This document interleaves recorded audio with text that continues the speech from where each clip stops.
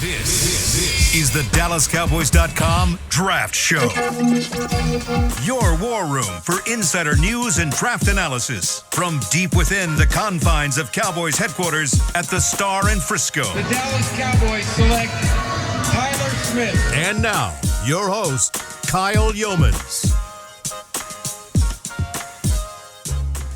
It is the Draft Show, sponsored by Miller Lite. Brian brought us here. God, I'm so happy to be back in this chair. I love Kyle, but it's kind of funny sitting on the other side over there.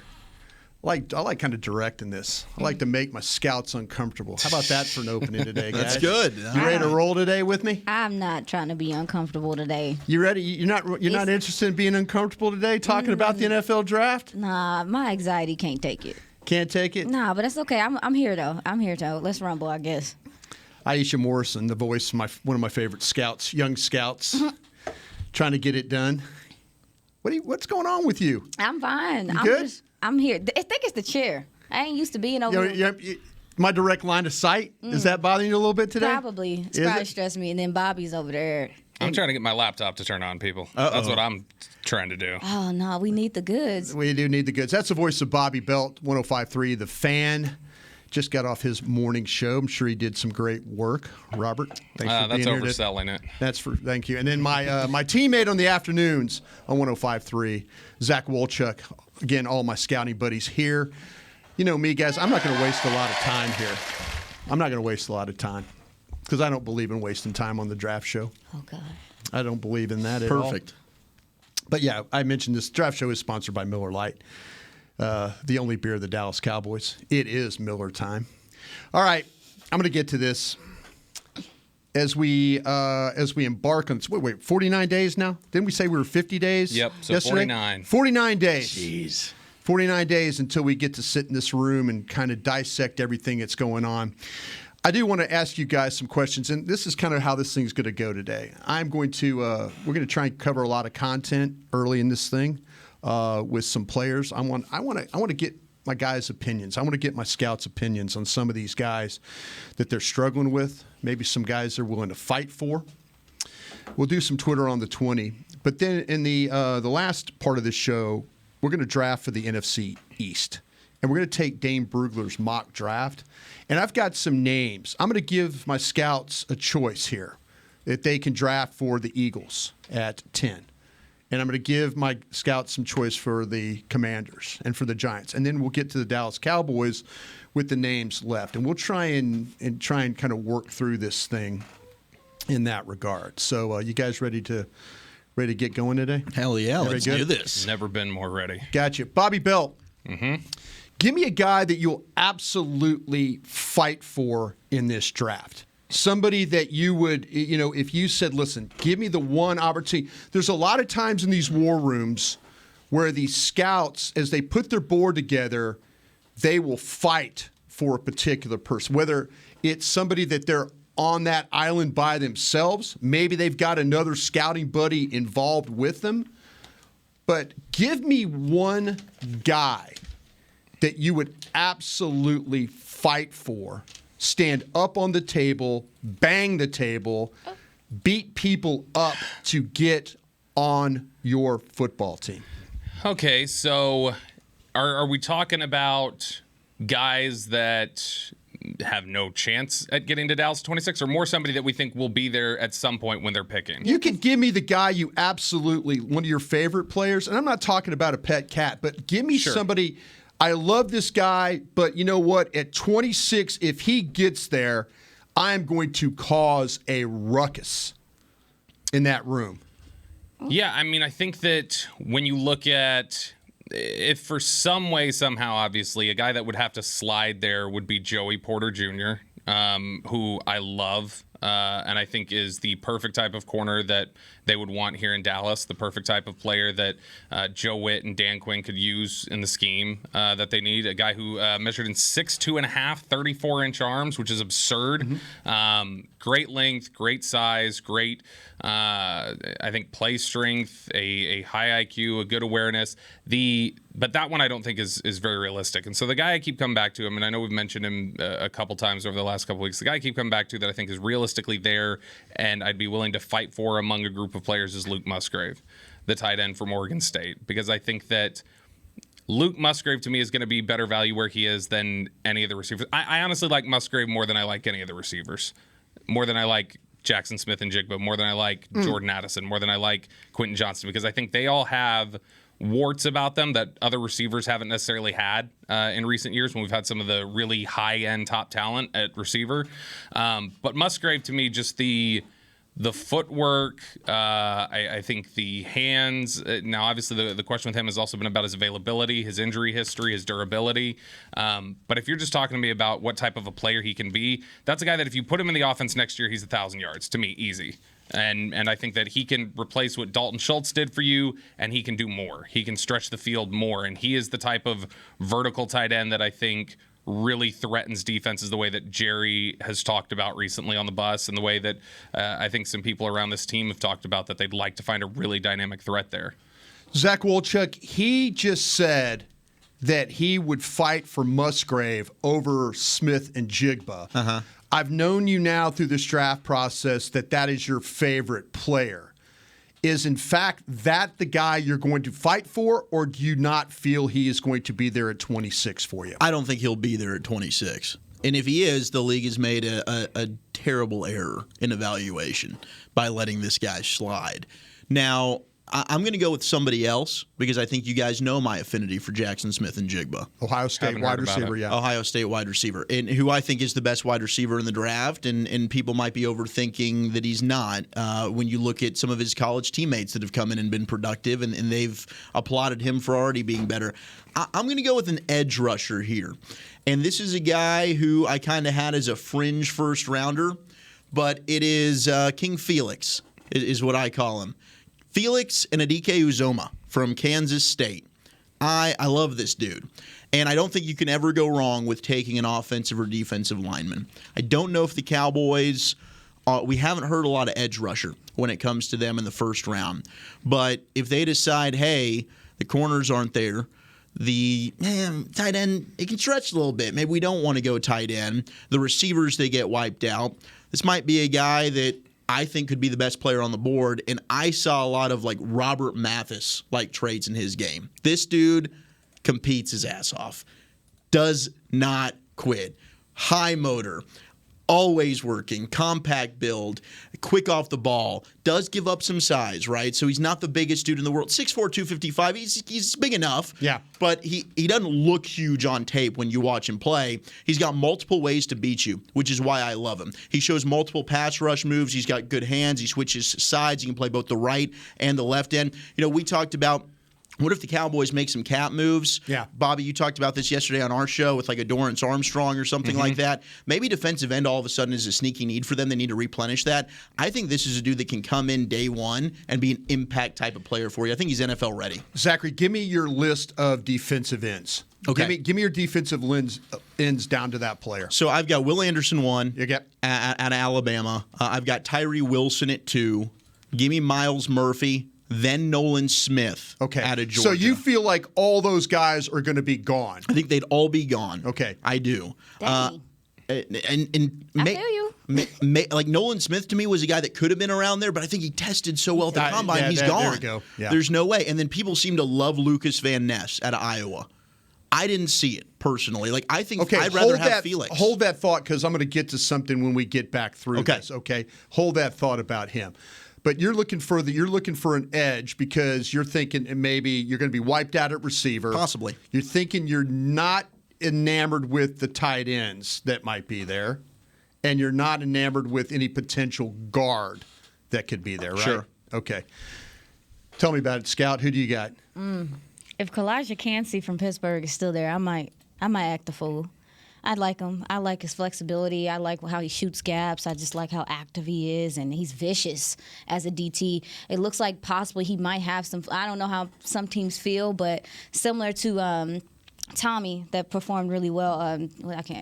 Etabare that performed really well at the Northwestern. Yeah. Similar to him, I think some teams think that this guy may have some flex on the edge possibly because he is such an athlete. So when you look at maybe you have a need for an edge situationally, and you're trying to find another DT to come in here, clog up some of these lanes and shoot these gaps. I mean, he's 275. I think he tested it I think he was close to 280. So yeah, Kalijah Cansey is a guy I might act the fool for if he's there, but I don't know if he's going to be there. So I think that Kalijah Cansey's really, really good, and I would love him here in Dallas. I think that, again, because you mentioned the Cowboys specifically do like flexibility. They like guys who can bump inside, outside. Yeah. They like guys who can play a bunch of different spots.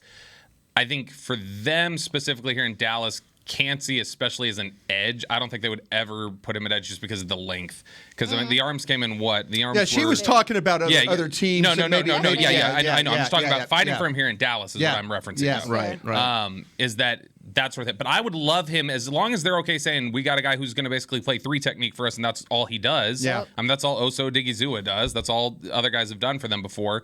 Then I'm all on board with that. I like Zach talking about Anodike Zoma. There was an interesting note. I was doing some research. One of the things I do when I'm out at Combine, I'm just trying to find statistical notes, things like that. Production-wise, he's in a league all on his own. So he is the only FBS player to combine for at least 25 tackles for loss and more than 5 forced fumbles over the past 2 seasons. So he's performing at a really high level in a conference that people rag on all the time for their defense. Yeah. And so, I mean, I think production-wise, he's great. The traits are really interesting with him. And so, I mean, I think those are both good names. Yeah, and you mentioned the traits and all of that stuff and the production. When we were talking to Will McClay on the draft show, that was a word that he used adamantly, like production is important to them, and how I'm assuming that that's something that they're looking at more so moving forward. So that's important as well. I do like I do like all the ones that you guys are talking about here. The Cansey one is very interesting to me.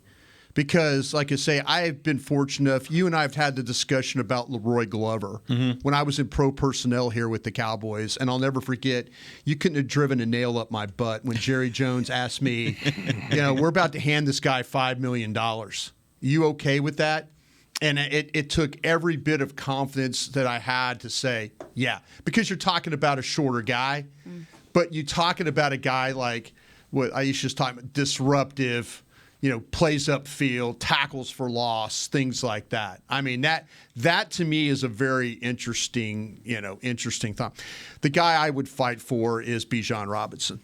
That's the guy I would fight for. Dang, I didn't want us to be cliche. And I love that, and I know that that's your dude. Fair. That shouldn't have to be a fight. It shouldn't be. But I think where I think it will be a fight is I worry about how this Cowboys are going to handle this running back situation. Positional value. I mean, yeah, they've got $28 million right now tied up in running backs. Oh God. That's a fact. But, to me, I would have personally started over is what I would have done. I agree. I would have started over, and I would have started with Bijan Robinson is who I would have started with. That's the guy I kind of if somehow, some way he were to get to me, it would be really hard for me to say, guys, that's the best player on the board right now, isn't it? Oh, isn't it? I would look every one of you in the eye and say that. And I would challenge you to tell me that it's not true. No, and I would agree with you. My thing is, I feel like in this entire process, and you've done this a long time, Brian, Bijan Robinson. I've also done radio a long time, too. Bijan might be winning this more than any other player. Because you look at the Combine, and it's like, okay, you're trying to match up, just match up what I saw on film. He tested well. The interview process seemed like it went well. The tape is fantastic with him. I am just finding it harder and harder to believe he's going to be available when the Cowboys are on the clock. Yeah, you mentioned that you would start over. So my only thing about the starting over is you are installing a new, not a totally new, but a new offense this upcoming season. Sure. Would that possibly be a reason why maybe you wouldn't just start over? Because I saw a lot of people talking about that with Tony Pollard getting franchise tag. Like, I would have just started over or whatever, but is there some pause with the fact that you are bringing in a new offense? You have a new running back coach. Yeah. I mean, it's a lot of shifting going on to just be like, hey, Rook, let's go out there and do it. Let's get it done. I kind of feel like with him, I'm loading the wagon and letting him Okay, well, fix me then. No, I mean, to me. You think he's that good? Oh, yeah. Oh, he is that good. Oh, I think so. Yeah, he is. And the thing about it is, the kid Gibbs from Alabama might be just as good, He close. too. He close. That's what I was about to say. Yeah. See, to me, if you were to step up in that room and say, Broadus, you're wrong. We got Gibbs' tag touching Robinson's tag. Why can't you just wait? Why that's a better player. I would respect one of you if you said that to me. And I think you would. I think you would say, wait a minute, Brian. What about that Alabama kid? Why are we not talking about him right now? You know? So I appreciate that. All right. Let's go around real quick if we can, because we got Twitter on the 20 coming up. I want to get to these questions too.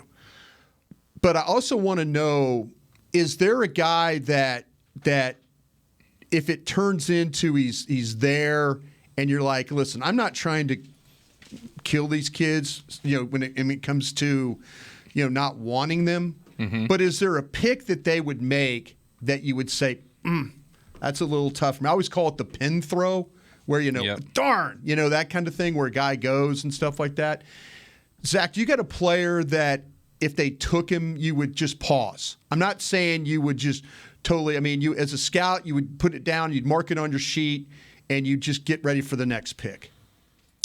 In the first round, and I've seen this, and I don't think that this guy's a first rounder, but it's Ika out of Baylor. Yeah. I don't think this dude's a first round pick for me. Defensive tackle. And I think that I've gone back and forth about this. I think Mozzie Smith is just better, personally. But I looked at him. He's a big body. He's got a good anchor. He's good at the point of attack, and he's got good awareness and a feel for the game in terms of, I think he's really good in the screen game. But I was just underwhelmed watching him. I just didn't see a ton of production, and I feel like Could you be really wrong about him? I could be 100%. I could be wrong about him because he's got some. I can see the Vita Vea type of comparison. He's a dancing bear type. Yeah. And it might have just been the games I watched. Yeah. Maybe the production. It was just a lacking there. But if they were to, and I don't think they would. The Cowboys don't seem like they put a massive value in defensive tackle to take him at 26. Yeah. But Siaki Ika, I'd be like, man, they could have gone somewhere else. Another guy would be Trenton Simpson out of Clemson. I just don't see it with Trenton Simpson personally. I think that dude is a bust waiting to happen. Oh, don't say that. I really do. Say all that. I would just say he's standard. Okay. Well, give me your guy. Y'all don't kill me. No, we're not. It's not about. This is not about. This would be the guy that if they took, and I'm just saying if the guy in the room, because there's times trust me, I've sat in that room and we've taken players, and I've just put my head down and wrote the name down on the sheet and moved to the next guy. That's what I did. So I'm not trying to just kill these kids. I'm just saying who's that name that you have. And maybe it's a guy you're struggling with. I'll tell you my guy real quick is the guy that Iowa is Van Ness. I struggle with him. Yeah, me and too. if they took Van Ness, I would put my head down and write the name on and would probably be damn wrong about the guy. Yeah. I probably would be. But that's kind of that. I'm just trying to get a feel where you are in the room when we make this pick. If it's one of these guys, my room's not going to be very happy right now. Sure. Well, it depends. For me, it depends on what they're looking for. But I would be confused a little bit if they took Drew Sanders from Arkansas at 26. Okay. I would be confused because of how he plays and what he does. These linebackers you've said all along are not wowing you. I mean, yeah, that's fair. They're not. Yeah, that's fair. No, just own that because I agree with you 100%. I don't disagree with you. Yeah. I'm struggling with these guys. Well, I think that he gets a lot of the attention because of the pass rush ability. Oh, there you go, because yeah. of the fact that he can do other things that aren't just linebacker-esque stuff. But for this defense, they rush safeties when they need to. Yeah. They rush from D tackle. They do so much from a rushing standpoint that to me would be, to add him would be helpful, but at the same time, it would be like, do I need this or do I need a true linebacker right now to man the middle of the field so Micah can do whatever he want to do? Yeah. So I would be weirded. It would be like, all right, he might be the best linebacker technically because he can rush the passer as well, but does he fit into this defense right now? That's me. Yeah, it's a good time. Bobby. What about you, Bobby? Couple guys probably, and it's one of them that I like the potential, but Keely Ringo in the first round would be a little tough. Now, see, they've developed a reputation here in Dallas for when they bank on traits and they take somebody that a lot of people are like, oh, really raw. The traits are there, but that's raw, and there's a lot of questions. It's worked out for them a lot in the last decade, and so I would have my most optimistic view of if they are doing it, then I'm trusting that they know what kind of a study and what kind of a student and worker this guy will be. So that would be one. More than Ringo, even for me, would probably be Keon White from Georgia Tech. I'm not seeing Keon White from Georgia Tech myself. I would struggle with that. And I know a lot of people are mocking him. And I've seen guys like have him in their top 50, like at 21. It was his Senior Bowl. It was his Senior Bowl to Well, I me. mean, the traits are there. Yeah. I could get on board with Keon White. At 26? I think he's got upside. Yeah. I mean, look, I think 26 is rich, but if the Cowboys made that pick, I'd be banking on they know something. They've hit on first rounders, and I don't see a Taco Charlton here. I mean, I see a guy that's got a quick get off. I mean, he's a former basketball player, and you can see that body. He's got a strong bull rush. I think he's got a good combination of speed and power off the edge. I think that's a dude that could end up being a really good pro. And big difference between Keon White and Taco Charlton. Keon White can bend. Yeah. And Taco Charlton didn't show a lot of that. At least I didn't think so when he was at Michigan. But I only bring up Taco because Cowboy fans, right? If you don't like the pick, that'd be the immediate comp. Like, they just busted on another first rounder here with Taco taking a defensive end. And don't look at me like that. So you think he's an early second round guy? I think he's a second rounder. I wouldn't have him in. I don't think I'd have him in my top 50. The problem I'm struggling with, and I mentioned Van Ness, I have Van Ness over him. And I'm not a Van Ness fan. Dang. Yeah. See, I see more explosiveness in White than Van Ness. But I wonder, and you brought this up with the defense and the way the Cowboys defense is set up. I wonder if it's the way Iowa played Van Ness that has me a little timid on him. They're a player. Iowa's got, it's amazing they've got the players they do, and they are. And you brought it up about how technically sound they are and tough and all these things about it. Every time I've liked an Iowa guy, he's kind of let me down a little bit. I like that linebacker Campbell. Yeah. No, that's. Oh yeah, Jack Campbell. Yeah, he's one of. He might be the best linebacker in the draft. It's getting close.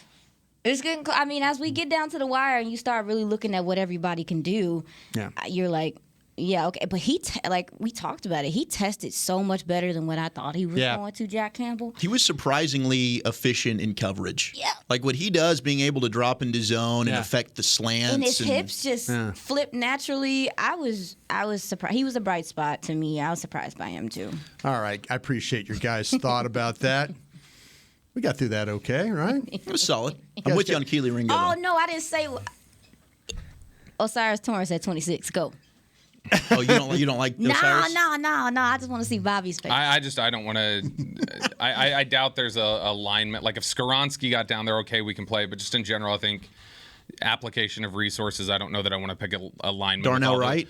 I don't think I want to pick an offensive Out of Tennessee. lineman. The right kid. I'd take Darnell Wright in a heartbeat. I don't want to take another offensive lineman at 26. I don't know that that's a effective use of resources given the holes you have on this team right now. All right. That's so fair. I like it. All right. Well, we're going to take a little break. We're going to come back and we're going to play a little Twitter on the 20. We'll get to your questions. We'll do that next on the Draft Show.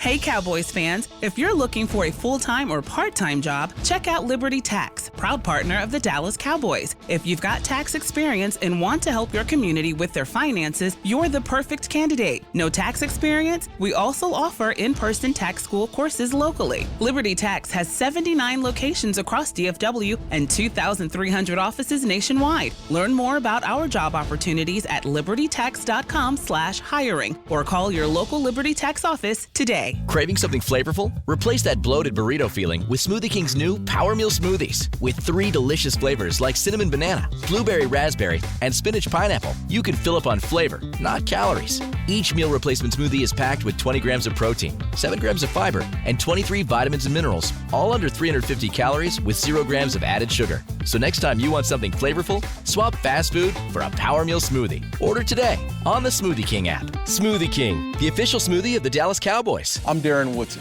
former Dallas Cowboy player and Super Bowl champion. When I played in the NFL at a high level, I relied on my vision to see the field. As I started getting older, I noticed my vision wasn't as good, and I was getting frustrated from wearing my glasses all day. I went to Laser Care Eye Center, and Dr. G talked about all the options. Thanks to technology and Laser Care Eye Center, I can see near, far, and between. Don't fumble your vision any longer. Visit them at dfweyes.com and tell them Darren sent you. They got me back on my game. What do you call a group of grown men and women with their faces painted silver and blue who get together every week to share a 3-hour-long ritual of jumping, singing, and toasting Miller Lite and 10-gallon hats while yelling, "How about them Cowboys?" You call it Miller Time in Dallas. Here's to the Cowboys. Here's to the original light beer. It's Miller Time. Celebrate responsibly. 2021 Miller Brewing Company, Fort Worth, Texas. This is the DallasCowboys.com Draft Show. Thank you very much, there, Beamer. We're back here with the Draft Show, again sponsored by Miller Lite. It's tax season. If you guys didn't know that, it can be stressful, just like picking these players. A last-second Hail Mary with the game on the line. Overcome your your anxiety? Taxiety? Today with Liberty Tax, proud partner of the Dallas Cowboys. Book an appointment with libertytax.com/Cowboys. I had some tax anxiety reading that. Taxiety is real. Is it really? It's a real thing. I've got plenty of it. Yeah. Listen. I had to write a big old check. That's why I've been procrastinating. I ain't gonna lie to y'all. I'm going to have to write a check that begins with a 7 and it's not 100. Oh. Barnacles, Bobby. That's what you get for having 17 jobs. Yeah, there's more in this than just coffee. Gotcha. All right. Listen. Good for you, buddy. You Gotcha. know what? Live your life, man. You got it. All right, let's get to this. One of my favorite things that we've always done here on the Draft Show. We'll do a little Twitter on the 20. You like that, huh? Yeah, it's my thing, y'all. It is. Thanks to Ed Cahill and those for helping create all that whole thing. All right. This question comes from Live Free Today and Don't Worry About Tomorrow. Okay. Live free today, don't worry about tomorrow. If someone fell to 26, would you draft them, say, like a Will Levis, quarterback from Kentucky? I'm going to fight. I'm going to be punching the air. A quarterback? That soon? Absolutely not. I'm going to be punching the And air. it's not just because I'm the biggest Dak Prescott proponent this side of Starksville. It's the fact that, again, we talk about the way you're using your resources.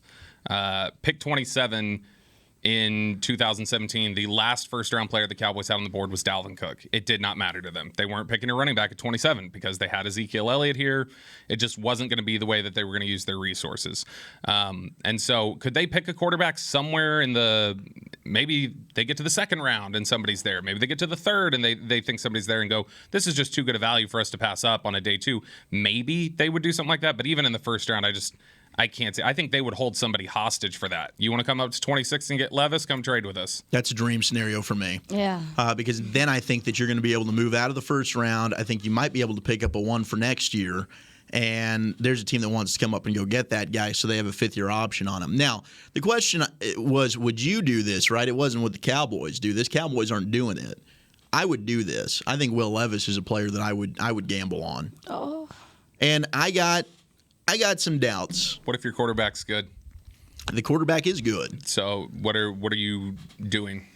Maybe I'm trying to find a great quarterback and not a good quarterback. And if you're willing to take the gamble on Levis, who is, I think, still raw, you're willing to take that gamble knowing you have the most important position already locked up and lots of other questions while you're still trying to win in that window. I could maybe try and improve on that quarterback, right? And it's the most valuable position in the sport. And if I hit on it, and let's say Dak ends up balling out, wins an MVP under the new McCarthy system, and you end up winning a Super Bowl. Now I've got a trade chip You here. just And want collateral. what's your trade chip? Well, collateral. is that not valuable to have the collateral? I feel And that. a Will Levis?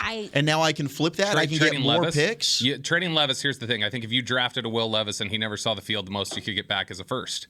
And so all you're doing is delaying having the access to the player for 2 years. And you don't get the benefit of – it's not like you're going to get more than that by picking Will Levis. You're just penalizing yourself from reaping the benefits of a first rounder. I think it's a fun conversation to have. I wouldn't be opposed. I'm just telling you why I wouldn't you're be wrong. opposed to doing this, and especially for a football team that doesn't seem like they're in a position to really take a quarterback much. If you have a guy that is a top 10 talent that falls into your lap, and you don't consider that, I think it's malpractice. Is he top 10 any other year in a different quarterback class? Next year, he would not be talked about probably in the top. He might be number 3 or 4. I mean, it depends on Hartman. Hartman might be ahead of him. I mean, he's not ahead of Williams or May. Hartman's 27 years old. A lot of these guys are though because of the COVID. They all gave him an extra year. I mean, Will Levis to me 100% is the number one quarterback in last year's class. Like he's better than Pickett to me and guys absolutely. like that. So yeah, he tough as nails. His right tackle's trying to get him murdered every single play. He would have been number one last year, and I like Levis. Like I think Levis is a good player. It's just that's not the correct use of resources. And when you look at taking somebody like Levis, while you say you could get better, you could be great at the position, right? How long until a player like Will Levis do you think is legitimately passing Dak? If he's going to, if you say Will Levis is going to be a better quarterback than Dak Prescott one day, okay, how long is that going to be? 2 years. It's 2 years he sits, so it'd be the third year. So that's a long time to wait on a chip. You're not even evaluating it probably. You're not buying into the Brock Purdy syndrome? Well, the veteran quarterback that's played a lot of snaps. There has been I don't know if you saw the same article I did. Sports Illustrated had an article that was really great this week from Connor Orr that talked about the Brock Purdy effect, that there are people using this term around the league right now that typically guys that play a lot of snaps. The more film you put on tape, the more you give them to nitpick at quarterback. Yeah. And that in the past, that's been a ding for them. And they'll take the chance on a Trey Lance who has a little bit of tape over the other stuff. And that Purdy has maybe changed the view for some people on Hendon Hooker, on Max Duggan. I love Hendon Hooker, by the way. I do too. On whoever else. And so, that's something that could end up benefiting them, could benefit Malik Cunningham, guys like this. And so I think it's interesting. I think Will Levis is a good player. I think it is, when you say malpractice, I think malpractice is taking the quarterback. Well, and again, I don't think they would, but if you're not having that conversation, what are you doing? It's the most important position, and you haven't been able to get the drive from your guy 2 years in a row, 3 minutes left, go get it. Your guy hadn't done it, Bobby. There were conversations on this exact show about would you trade Dak Prescott for the chance to draft Baker Mayfield? And unanimously, everybody's like, yep, absolutely. It's like, okay, bird in the hand versus two in the bush. You've got an issue there where if you would have made that deal, when people were arguing for that deal, like, yeah, I would do that in a heartbeat. You know how far back this franchise would have gotten set if you'd done that deal? Same sort of thing. You are risking setting your franchise back taking a quarterback at 26. You absolutely are. And then the conversation. God, Lordy. Mercy. Risk versus reward. Don't nobody want to hear that. I personally don't want to hear about. Oh, the drama that comes with that? Oh, my God. Yeah. I mean, we just want to watch football. Like, the ruckus it would cause would just drive me bonkers in itself. It would be. It don't matter what quarterback they draft or when they draft a quarterback, it's going to bring up conversation. Yeah, 100%. So first round, it's going to be the talk of the town for the first 2 months, and we just want to talk about all the other players. Again, I'm moving out of that spot. I'm letting somebody else come up so I can get an extra one next year. That leads me to this question from Eric Eichhorn. And Eric said, okay, he's asking what players would have to be off the board at 26 in order for you to feel that the Cowboys have been wiped out and would start to think about dropping back. Now, we all talked about players that we would take potentially at 26. But, okay, our guys are starting not to be on that board. Are we interested in blowing the hatches on this thing and diving to the bottom? Or are we just going to stand in there and just trust the board and make the pick of whoever's on that board? I think you trust the board just because you need – I ain't going to say you need – there's plenty of positions that you could get better from, and make your team better. I mean, specifically the offense, I guess you want to talk about. But, if they took a good DT at 26, I wouldn't be mad. They took a receiver at 26, I wouldn't be mad. They took a good tight end at 26, I wouldn't be mad. If they took a good guard at 26, I wouldn't be mad. Is that how y'all feel, or do y'all it matters? So I guess the best way to do this is probably just limit it to positions to try and figure out. If the guys that you were fighting for are no longer on that board, does it make you want to bail? Yes. I mean, that makes me want to bail every time. I want to bail if the right player's not there. I guess it just comes down to okay, so tackle a position, running back. Who would have to be off the board for me to feel like I was wiped out at running back? All right, Bijan Robinson would have to be off the board. Yeah. I'm not taking Gibbs at 26. I'm not either. And I like Gibbs. It's just I'm not going to go there for that. Well, you two are cowards. Because I like Zach Charbonnet that I could take in the second round, or Tajay Spears, who's an absolute beast that I could take in the third. We just talked about how damn good Gibbs is. Yeah, but I sat out on that topic. Where do you have Gibbs? Do you have how your backs? He's my RB2. I got Charbonnet as my RB3, and I think Charbonnet is. But you wouldn't take him? Pretty close. But you already in the second round almost. You wouldn't take him? You really wouldn't take him, would you? I don't know that I'm taking him at 26. I'd rather. But you got him as your second best back. I know, but I think I'd rather go ahead and trade back and go ahead and get some extra draft capital. How far back? You want to go back to 31 and hold that fifth-year option? Or you want to go into the early second? Yeah, on a running back, do I need the fifth-year option? I think running back is where you most need the fifth-year option. I don't know. I don't know that I have to have it. That's where you get the most value out of it, I think. I hear you there, but I don't know that I have to have it. Bijan Robinson at running back. The receivers who would have to be off the board for me would be Johnston, Addison, Smith, and Jigba. The tight ends would have to be off the board would be Musgrave and Kincaid. That would make me feel. Well. Corners, you'd have to have Gonzalez, Porter, Witherspoon, Gonzalez, Cam Smith, Banks. Those are the corners that I would. What about Forbes? Are you out on Forbes now? Yeah, the size thing is very alarming to a lot I'd still of take people. Forbes. I love Forbes, but man, he's 166 pounds. I'm sorry. But you know what? To be fair, I don't mean to be that guy, but I am that guy right now. That guy played in the SEC, played big Damn boy right, football. he played at a high level. And the size wasn't an issue there. It was never. It's not a problem to me, but I'm tired of arguing with people. I'm tired of arguing with people about it. Hey, I'm Team Forbes. Look, to be fair, he's 166 pounds, and there's a whole bunch of receivers coming in this class that are 173 and 178, and there's plenty of. You're talking about putting Forbes on Devontae Smith, who's 112 pounds, dripping wet, and so I think we need to rethink the weight stuff. That would be the argument you could probably it's hard make. for me. I have a lot of history with this. That would be the argument you could make. Would be look, these receivers are getting smaller too. This isn't. Yeah. I'm interested to look at. I need to look that up. I want to see what the if you go back over the last 20 years, I want to see each 5-year trend of what the average weight of the receivers and if they're going down. But that would be the argument for him. But still, as athletic as he is, as good a player as he is, 166-pound corner is terrifying to me. What about Brian Cowards. Branch? What about Brian Branch from Alabama? He looks tiny too. Are there any safeties? That's what You I'm think saying. he's tiny? I'm not taking any of these. I think he looks tiny on tape. I like the player, but he looks small too. That's what I'm asking. No. Is there any safety that you're okay? What's your in the first round? I don't have a first round safety. Branch isn't a safety to me. Branch is a corner. That's fair. I don't have a safety in the first round. There wouldn't be a safety there. Okay, let me ask you this then. The way we're talking right now, we don't feel like we can get wiped out. I just said that. No, there's going to be. Yeah, I'm sorry. Well, and I was trying to say that is that like what's wiped out to them because they have a lot of options. Yes, they have. So good. We're okay. We're not going to bail then because you guys feel like that we got options there to pick. Well, I don't know because there have been. Let's look back over the past in recent years. I think. There have been 3-4 years in a row, and obviously CD was a different scenario, but I think there have been a few years. 2017, I remember the chatter was, there's no way you're completely wiped out on the edge rushers. And technically they weren't. TJ Watt was there. But, there's no way you're wiped out on the edge rushers. And then we saw a bunch of them. McKinley, Charles Harris, a bunch of them went right leading up to you. You had when they were picking 10th and they traded down to 12th to pick Micah, where 3 picks to you and the players left on the board were Sewell, Horn, and Surtain. And you were like, one of these might be able to sneak here. And then 3, boom, boom, boom, boom. They go right in a row. And, same sort of thing last year where we were sitting there watching and going, could this guy slide down? Could this slide? Like okay, Penning could get here.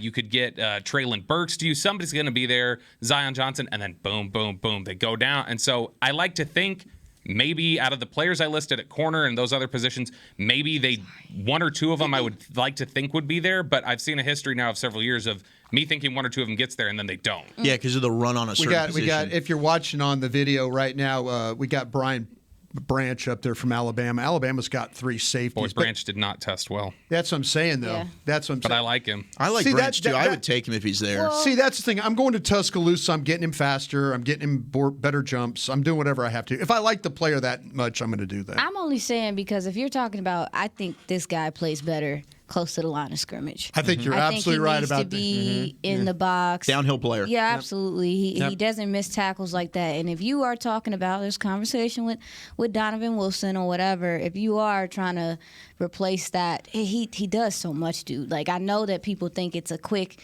thing, like, oh, yeah, you can find another Donovan, but, like, he's so active. He does so much for your run game. I just feel like if you are going to get somebody to replace him, it needs to be somebody that is okay playing close to the line of scrimmage. Branch is not the most skilled player across the board. I think out of the first round type of players, there's an argument I think you could make that Branch has the fewest holes in his game for the position of like the players in the first round period. Like any position anywhere.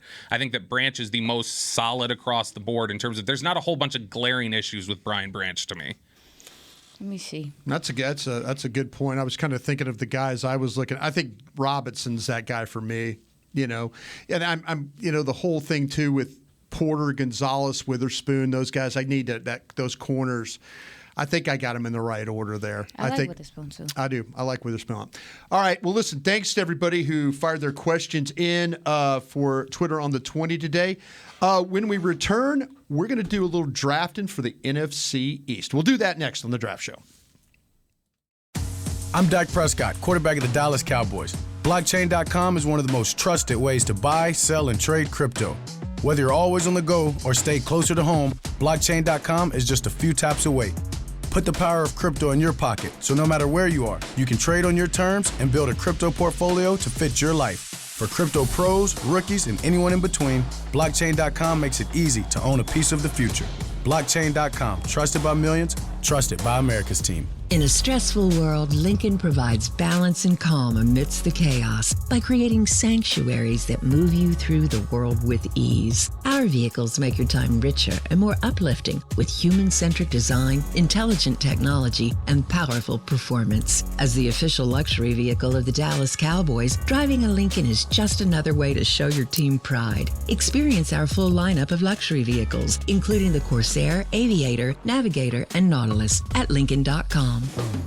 What do you call a group of grown men and women with their faces painted silver and blue who get together every week to share a 3-hour-long ritual of jumping, sinking, and toasting Miller Lite in 10-gallon hats while yelling, "How about them Cowboys?"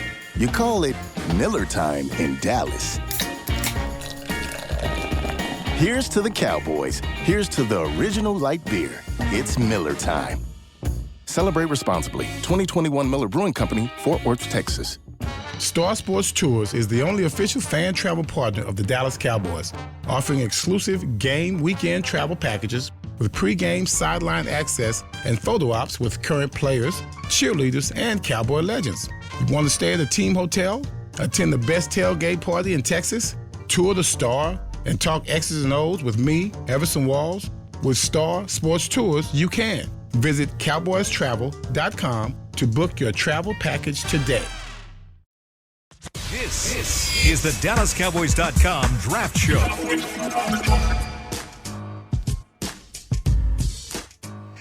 And we're back here with the Draft Show, presented by Miller Lite, the only beer of the Dallas Cowboys. It's Miller time. Also want to alert you guys, we got the ACMs coming up. The American Country Music Awards. I was like, what's that, y'all? Yeah. Y'all got to tell me. This is how we country. It's here at the Star. Country Music Party of the Year is coming to the Ford Center, the Star at Frisco. The Academy of Country Music Awards are always bringing you the country music's brightest stars together under one roof, and no one does country like Texas. Witness history on May 11th. Get your tickets at SeatGeek.com. Thank you, everybody, for hanging out with us here. We're in the final segment of the Draft Show. We're going to do a little drafting for the NFC East here. And what I've done is I've taken the team, and we're going to go in the order of how they pick. So the Philadelphia Eagles will be the first on the clock at number 10. The Washington Commanders will be then on the clock at 16. Your New York Football Giants will be on the clock at 25, and your Dallas Cowboys will be on the clock at 26. So we will start with the Philadelphia Eagles. Philadelphia Eagles team needs cornerback, running back, safety, linebacker, wide receiver. I'm going to give you a choice. The Eagles can either draft Joey Porter, cornerback out of Penn State, or they can draft Bijan Robinson, running back out of Texas. They're going to take Bijan to hurt our feelings. Why? Okay. It's not a You guys discuss it. You guys discuss it. Okay, tell me let's discuss it. Yeah, you guys discuss it and tell me who you think the best pick for the Philadelphia Eagles. And I agree with you. They're gonna break your heart one way or another with one of these players. They see the buzz. Better player, Bijan. Yes. Undoubtedly. Best player to me, still the best player I've ranked in the draft. Yeah, Bijan's the better player between the two. Better position value, Porter at corner. I think Porter's the best corner in the draft. What I would argue for if I was Philadelphia and we're looking at, okay, we got Porter and Bijan Robinson here. How cute do we want to get? Oh, yeah. Because that's the question, is that are you window dressing your board? They got another pick. You've got another pick at 30, Yeah. and I say, just if I'm kicking this around, I go, look, we need to address corner, we need to address running back. Which do I feel better about? Do I feel better about taking Bijan Robinson now and then taking Keely Ringo at 30? Okay, by or the do way- I feel better about Porter now and Gibbs at 30? I'd feel better about Porter and Gibbs. Real quick, this is I've based this off Dane Bergler's mock draft, and so I'm giving you players like if you wanted Gonzalez or Witherspoon or one of those, they're gone. So I'm giving you players that are available to you. You can talk about because Gonzalez was already gone for a corner. This is off Dane Bergler's mock draft. And I think for Philly, we just saw the impact that having a legit corner opposite Slay and what it meant for their defense. And they might lose Bradbury. Well, but at the same token, I feel like that we also saw how having the ball in your quarterback's hands hurt you towards the end of the season because he was banged up. And so maybe they are going into this next season saying, we want to take the ball out of his hands a little bit more. We want a more dynamic running game. And they've done it by committee, but being down at the Combine, it didn't sound like Miles Sanders was coming back from what I know. So you might need to address that anyway. And they petty. And if they had the opportunity, but could you see Philly maybe shopping a top 10 pick? Pick? Yeah, they could. I could see Howie When you bailing. start talking about it, I'm like, you might get there and people might still want a quarterback. People might still want. So I don't know. I vote Porter. If I'm sitting in here, I'm saying get Porter now because I think there is a much better chance the corner class thins out at 30 than the running backs do. And even if I'm not getting Bijan Robinson, I think I could get Gibbs potentially at 30. And the scheme that I run is very favorable to the running game, and I think masks some deficiencies in certain running backs, and so I think you can have success there. I need the best corner that I can get. Either way, they can bleep themselves because I love both those players, and I hate them. So the group agrees that you would go for Porter here? Yeah. Porter here, and let Robinson slide. Where are you going?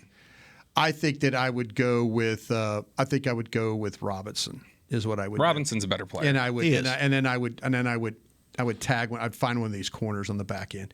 All right, we go to the Commanders. They're now on the clock at 16. Their needs are quarterback with a Q, cornerback with a C, guard, tight end, linebacker. Your choices are Devin Witherspoon, cornerback, Illinois, or Michael Mayer, or plug any one of the tight ends you want. Now, you could plug it, but at this point, Michael Mayer, I did it because he's the best tight end on my board, but you could plug in Kincaid or one of those others, but we're talking at 16 right now. Would you take Witherspoon or Michael Mayer? And I'm wiped at quarterback at this point? Yes. You do not have a quarterback on the board. Who's their tight end after Goddard? Logan Thomas. I don't see it.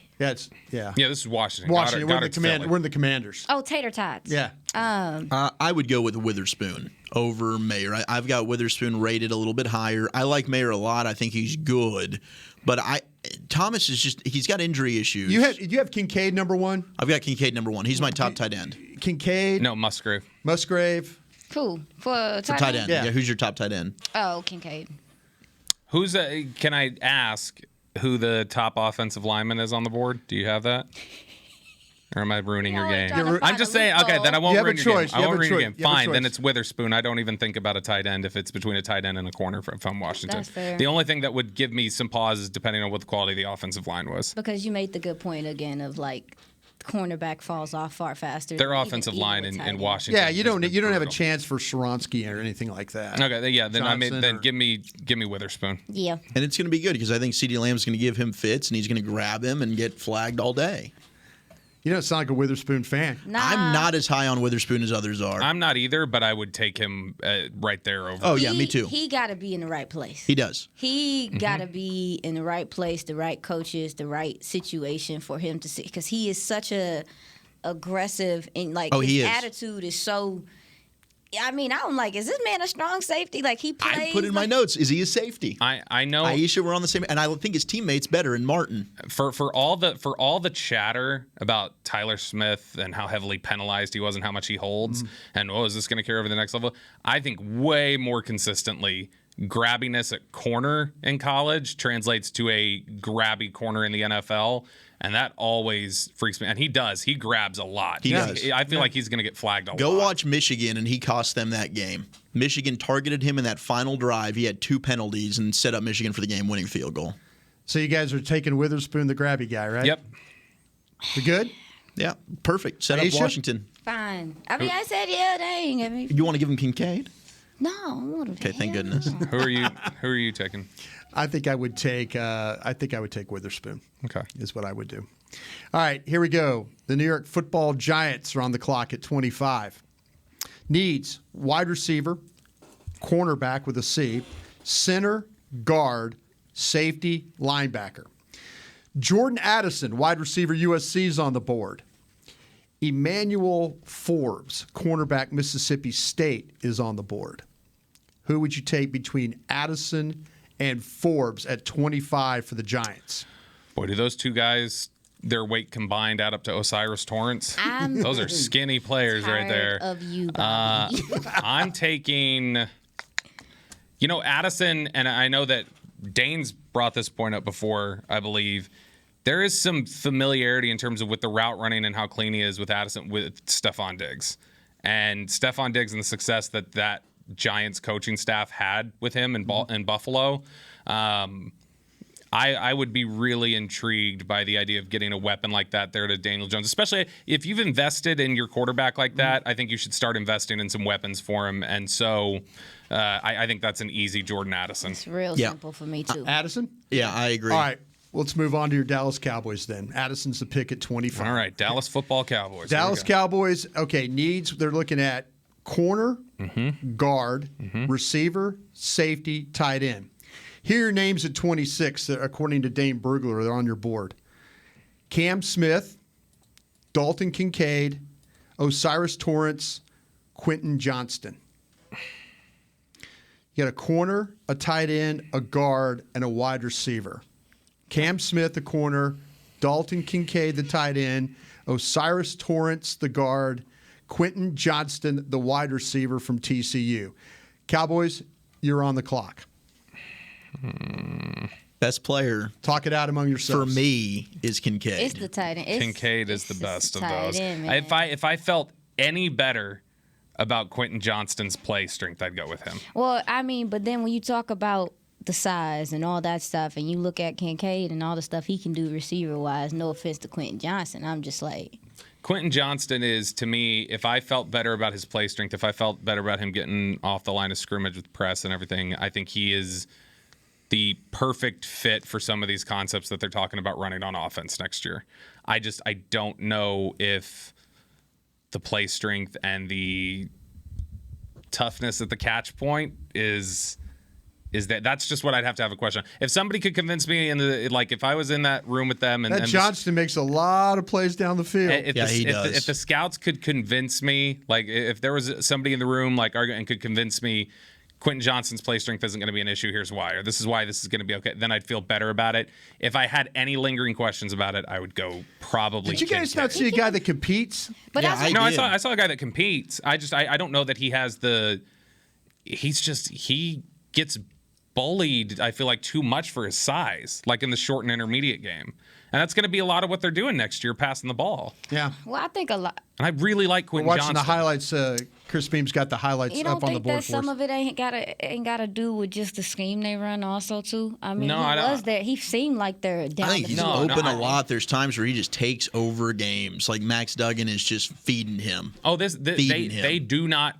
They don't make the CFP without him doing what he did in October against those ranked teams when they went on that stretch like of four five games in a row they won. And he was against ranked teams, and he was putting up like 170 and one. He absolutely is really good for what this team is going to do next year, and what he'd have to run, the kind of route tree that he'd run here. I would guess in all likelihood, the question to me is, can he beat those press man corners? Like, is he going to get knocked off his route too easy? Everything about timing and the real specificity of it and being just dead on. I'd have to be certain that he could do that against press. What do you got, That could Scout? be the argument to me, but I think that could be the argument for a lot of these receivers because a lot of them are undersized. So I mean, I guess you could say like, are these guys winning? Are these guys going to be able to win with their route running or with their power? I think play strength is something he can improve on. You'd hope. But I mean, he was 208. Massive drop off in receiver, in my opinion, here compared to these other two positions. Like Kincaid, if we're going best player available for me, it's Kincaid. Yeah. I think you can find. I think corner stretches. I think tight end might stretch. I don't think receiver does. I think I'd feel better about going Quentin Johnson. Now I love Cam Smith. Yeah. I think Cam Smith would be in serious consideration here. I mean, that dude talks. He plays with the swagger. I think I'd have a lot of fun pairing him with Trayvon Diggs, and they were desperate for a number 2 corner. If I take a receiver or a tight end in the first round, I'm not taking the other position till day 3. You got too many other things. Let me change something here for you then a little bit. Yeah. We're not allowed on our show here to talk about specific players, but there's rumors about certain receivers that might be available. Now, we could talk about Beckham. Sure. Okay, we could talk about him because he is on the street, but we can't talk about other things that are there. Sure, other unnamed veterans out there. If all of a sudden in free agency they added one of these wide receivers, now draft it, not taking Quentin Johnston. Take it with Smith, Kincaid, and go from there, and Torrance. Because you're probably not going to draft a wide receiver if you, in fact, traded for one or signed one. This is tough. If you have Smith, Kincaid, Torrance, and you've added a receiver, and it would depend on who it is. But my inclination would be Torrance is by far the last of those to me. I would probably Kincaid. Still, why are you just disgusted? You sound like you're disgusted. I mean, I love that you're going Kincaid because whoever you're adding in free agency is still a very short-term solution for an offense that I think needs to grow together. Yeah. And so because of that, now if you're telling me, and there's no receiver out there like this. Let's say there's a receiver on the trade market who's 24 years old, who's fallen out of favor, but is a stud, and they go get and acquire him and give an extension, something like that. If they were to do something like that, then all of a sudden I'm changing my priorities and I'm not worried about tight end. But I need an immediate long-term weapon here in the passing game. So whether that's a receiver or a tight end, whatever it is, and I don't know that a free agent move for a veteran who's past 30 or whatever may do that for me. I also want to say, like, I feel like we have a whole bunch of faith, and I love Henny and Furt, love what they do. But the tight end position is intricate. It takes time to completely understand it and to grow into it. And these guys haven't gotten a grown man body. Henny dealt with some soft tissue stuff. You know, I still think you want to shore up that room, like, progressively. Like, even though those guys showed us great things this past year, I think it is kind of irrational to just be like, yeah, you're totally fine there. Like, heck no. Like, I would definitely be trying to still add to what they have because they still have a lot to learn about the position.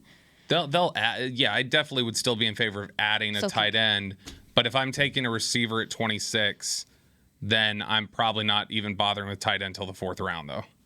Because I've got other issues at play. I'm not going to add a receiver and a tight end and ignore a lot of questions at corner, questions with what you're doing at running back, and all those sorts of things. I'm taking Cam Smith. Even over Kincaid and all that? So what are we voting? I'm voting Kincaid. Kincaid? I'm voting Kincaid also, too. I'm not going to fight. I mean, he'd be my number 1 player out of the bunch. Who are you voting for, Brian? But I think they got a desperate need at corner. I think saying all the things, if they don't grab a wide receiver, I'd take Johnston.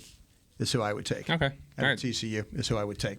All right. That brings us to the end of the draft show for another week. We appreciate everybody for listening. Thank you so much around the world. We thank you for your questions, your comments.